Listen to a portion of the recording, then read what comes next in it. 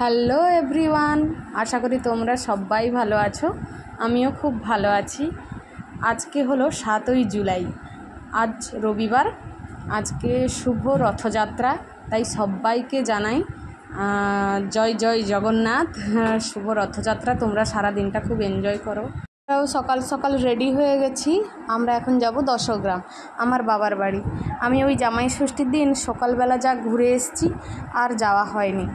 তো এখানে আমরা আজকে সবাই মিলে যাব। আমার শাশুড়ি মা বিকেলবেলা চলে আসবে আমাদেরকে ছেড়ে দিয়ে। এই দুপুরে একটু ভাত রাত খেয়ে দিয়ে আমার শাশুড়ি মা চলে আসবে। এই যে পাপানকে স্নান করিয়ে রেডি করিয়ে দিলাম, আর এখানে গান চলছে। আমার শাশুড়ি মাও রেডি, আমিও রেডি। এবার শুধু টোটো আসার অপেক্ষায়।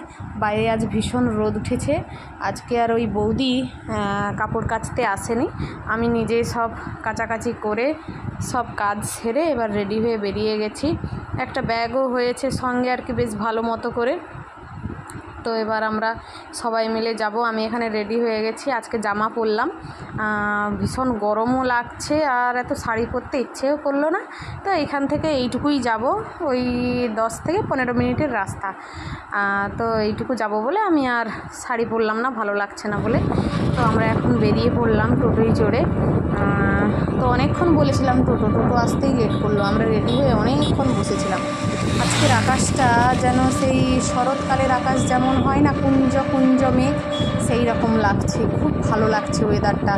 আসলে আমাদের এদিকে কয়েকদিন এত মেঘলা করে আছে, একদম ভালো লাগছিল না। পর সূর্য দেবতাও উঠলো, রোদ ঝলমল করছে চারদিকটা, ভালো লাগছে। নিজেদের গায়েও যে রোদ পড়ছে, ওটাও ভালো লাগছে। তো এই যে আমরা দশগ্রামে এখন ঢুকে গেছি। এই আমার বরের দোকানটা জাস্ট পেরিয়ে আসলাম। মাও বারবার ফোন করে বলছে কখন আসবি কখন আসবি। তো অবশেষে পৌঁছেও গেলাম। বাবান সকাল সকাল চলে এসেছিলো, আমি পাপান আর আমার শাশুড়ি করে এই আসলাম। ও তার বাবাই আসার সময় বলছে আমি আগে যাব, তাই ওকে আগে পাঠিয়ে দিয়েছি। তারপর আমি আমার মতো করে আসলাম।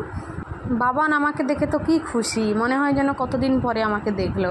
মা তার কাছে আসলো, দিয়ে আমাকে জড়িয়ে ধরে কত আদর না করলো।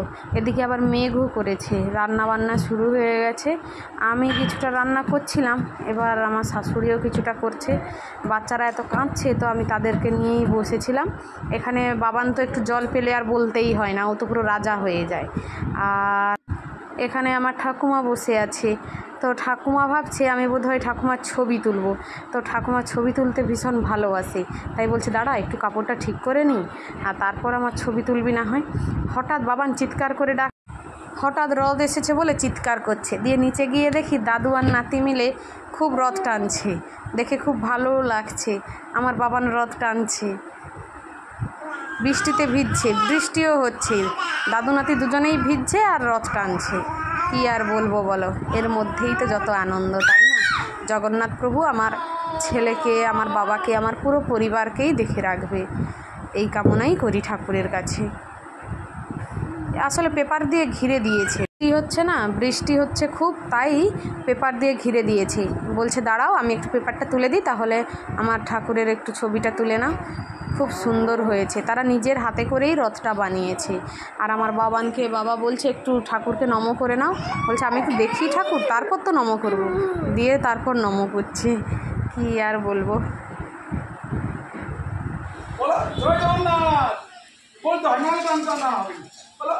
জয় জগন্নাথ।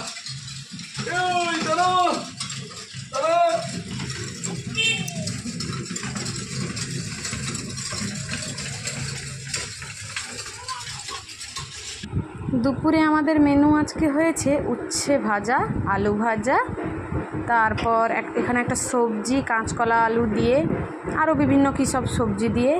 আর এখানে কি সুন্দর রং হয়েছে, এটা দই কাতলা হয়েছে, তবে একটু ঝোল রেখেছে, কারণ অনেকেই খাবে তো, তার জন্য একটু না ঝোল রাখলে দেওয়া যাবে না। আর এখানে বাবার জন্য হয়েছে শোল মাছের টক। তো আম ছিল, তারপর লেবু ছিল, তো হালকার উপর দিয়েই হয়ে গেছে। এটা পাপানের জন্য আমি খাওয়ার রেডি করেছি, বাবানকেও খাইয়ে দেবো। বাবানের জন্য খাবারটা এরপরেই বাড়ছি, ওকে খেতে দিয়ে। এই যে ঠাম্মা এখানে খাচ্ছে, আমার ঠাকুমা। আমাদের প্রায় সববারই খাওয়া কমপ্লিট। এই যে মা, আমার শাশুড়ি।